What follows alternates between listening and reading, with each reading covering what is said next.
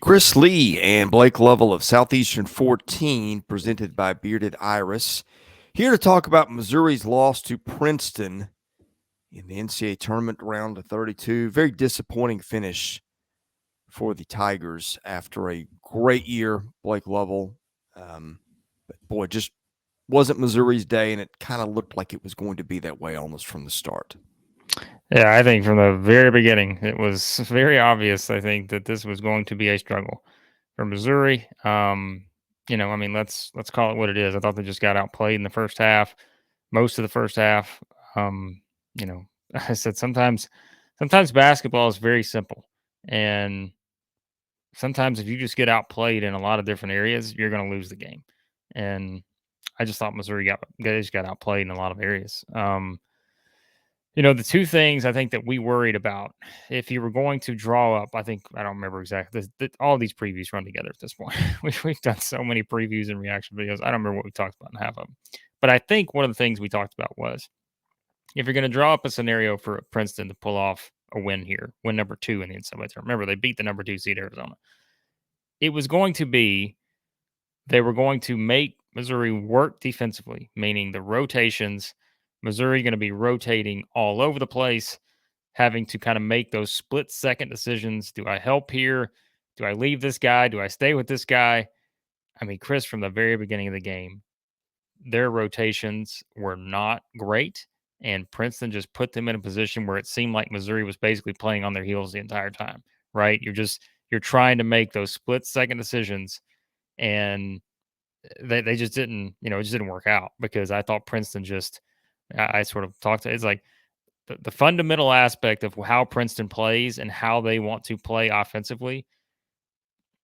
It just, I mean, you cannot give guys that many open looks, especially again, a team that is as confident as they've been all season long because they just beat the number 2 seed who some people had as their national championship pick. You know, Princeton had nothing to lose here. And they came out, they played their game, and they forced Missouri to play their game. And I think one of the things we talked about this season, and I do feel like a lot of people understood this, but there were some that maybe didn't. Just because you're a team that forces turnovers does not mean you're a great defensive team. And I think Missouri was the ultimate risk it all type defensive team, meaning we are going to sell out to try to get this steal. And if we don't, look out because there's probably somebody open somewhere. And, I just think in a game like this, like we said, I mean, Princeton, Langborg hit how many big shots? I mean, really from the start. I mean, he just hit so many shots early, and that gave Princeton that confidence to say, all right, we didn't just show up to beat Arizona. Like, we're here now. We're off to a good start in game 2, and let's see if Missouri can match that. I just didn't think Missouri matched. I mean, another thing quickly. What do we say about Princeton beating Arizona? Princeton was the aggressor in that game. Like it felt like they were the more aggressive team, and they forced Arizona to play their way. And I thought they did the same thing here against Missouri. And when you combine that with the fact that Missouri just could not make shots, this was the recipe for failure for Missouri. And it just so happened that all those elements came together, and that's what happened. So. Yeah, Prince has now beaten two of the top offensive teams in America in this tournament, despite being a 15 seed. How about that? Yeah, no kidding. But okay, there were just a few things that I just watching that game. You could just watch for a few seconds and go, Missouri's not winning this today. They just First of all, you look up no. in their zone on defense. It's like, what is this? And then second of all, I just watched offensively some of the things that they did. I saw Demoy Hodge trying to take it up on a low percentage dunk opportunity and end up hurting himself on the play. I saw Nick Honor dribble the ball into traffic, and Nick Honor almost never turns it over, makes just a careless turnover trying to make a play that really wasn't there. And I'm just like, Missouri's just out of sorts. Yeah, I mean, as we said, Princeton had nothing to lose here. And we always say that in these kind of tournament games. If you give the other team a chance to hang around, if you do that long enough, they're all of a sudden going to realize, look, we didn't just pull off some improbable thing against Arizona, which they kind of did, right? I mean, no one expected that. But if you start to let them believe that they can do it again, then maybe you can be in trouble. And it was literally from the start. Like, it wasn't like midway through the second half, right? It was the start of the game. Princeton, all of a sudden, they look like the team that realized they can beat Missouri. I mean, they came out, they got what they wanted early on, built a big lead. They were up, what, 33-19, I think, at one point. Missouri made a run to end the half. But you just cannot. I mean, we said it, man. It was Princeton is the ultimate fundamental type team that will make you work for everything. And that's on both sides of the floor, specifically on the defensive end of the floor. They will make you work to stop them. And that just, I mean, it didn't happen. Like, I mean, Missouri, like I said, I felt like they were a second too late on everything in a lot of spots defensively. And that was always going to be something that just was not going to work in this game. And I think what we always say too, sometimes basketball is also just as simple as saying, well, if you just hit shots, it's a different game. And for Missouri, that was one of the themes this season. When they struggled away from home, they just didn't make shots. I mean, I thought they settled for some bad shots early. I think it's fair to call them bad shots, because I didn't think they were being the aggressor. I thought they were just kind of a little too, relaxing a bit offensively and just taking jump shots to take jump shots versus trying to find the best available shot. And there's a difference when you get into tournament time, in just taking a shot and finding the best available shot.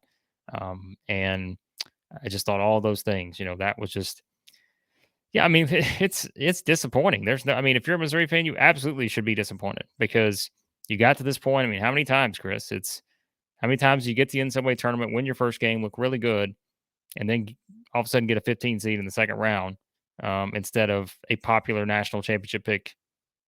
It doesn't happen very often. But I know Missouri fans will probably also tell you that they're probably scared as can be against number 15 seeds, given what's happened in the past.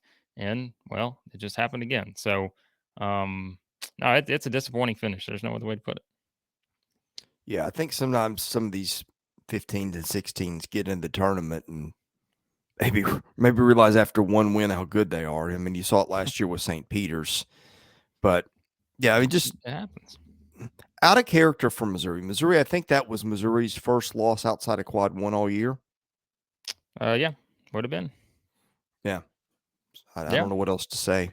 Look, it's a survive and advance tournament. And unfortunately for Missouri, they picked the wrong time to play one of their, worst games of the season. And that's just what happens. I mean, that's why this tournament is what it is. If you get a team like Missouri who just did that, you get the Princetons moving on in the Sweet 16s. You get the Purdue's losing to Fairleigh Dickinson. You get St. Peter's beating Kentucky. Like, it's not just the one side, though. I want to make sure that's very clear. Like, it's not just Missouri playing bad. Princeton played very well, and that's why it's both. It takes both for this to happen. And so I don't think you cannot take anything away from Princeton in this game because they absolutely earned it. They earned a 15-point win over a number 17 seed after beating a number 2 seed 2 days ago. And so, I mean, basketball is it's a great line, Chris. We might use it for a shirt one day. Basketball is basketball. And I mean, I know it's a very, very prophetic Thanks. statement, right? Like, but it is. But like, I think sometimes you don't have to complicate things. And Princeton has not complicated things in these first two games. They've won the Princeton way. Like, they have put teams in a position where, like I said, I feel like Missouri was on their heels defensively. Princeton was playing more confident. They were more aggressive. And they just caught Missouri on a day where they went 6 of 22 from three, only got to the free throw line 7 times, didn't force a ton of turnovers. And that's why I think in these kind of games, every possession is valuable. Because what do we say, too, about Princeton? I mean, they're a team that probably not going to turn it over a lot. They're gonna It's run like watching their an stuff. 80s video game. They just throw the ball around the perimeter slowly, and yeah, They get what they want, and that's what you have to do to pull off these kind of wins. Is you just have to do. I mean, I hate to tie this into the Arkansas thing, Chris, but it's you play to your strengths. You do what you do, and I thought Princeton did just that in this game. And I never thought Missouri put themselves in a position where they, Missouri's strengths this season were what? They could hit shots. Why were they? Why did they win a lot of games in the SEC? Because they could outshoot Hit a people. lot of threes. Yeah, they could hit a lot of threes. They could just outshoot some bad offensive teams in the SEC at times. That really helped them. They got away with some of the gambles defensively because there were a lot of things to be desired offensively in the SEC, so they could force the steals. But against a team like Princeton, who again do not beat themselves, are very fundamental based kind of offense and how they're going to run things. It just, is this shocking? I don't think it's shocking because if you would have told me before the game, Missouri's only going to hit 6 threes, they're going to give up a lot of open looks, I'd have said, yeah, they're getting beat. And that's just what happened. We will be around to recap every game involving SEC teams in the NCAA tournament, also preview every game involving SEC teams in the NCAA tournament. Best way to catch those, hit that subscribe button, costs you nothing. It's like a follow. We will also do a season wrap up for all the teams in SEC basketball. So we will get more into kind of Missouri's season as a whole once we get through the tournament. So just a note on that. We will probably do that for every SEC, kind of like a state of. We did those for football, Chris. So we'll probably do those for basketball, just kind of an end of season, state of the program wrap up type thing.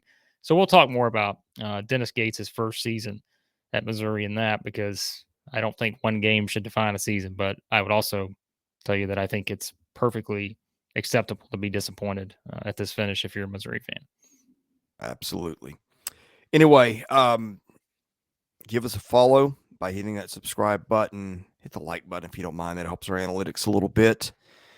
He is Blake Lovell. I'm Chris Lee. We are Southeastern 14, presented by Bearded Iris. We'll see you again soon.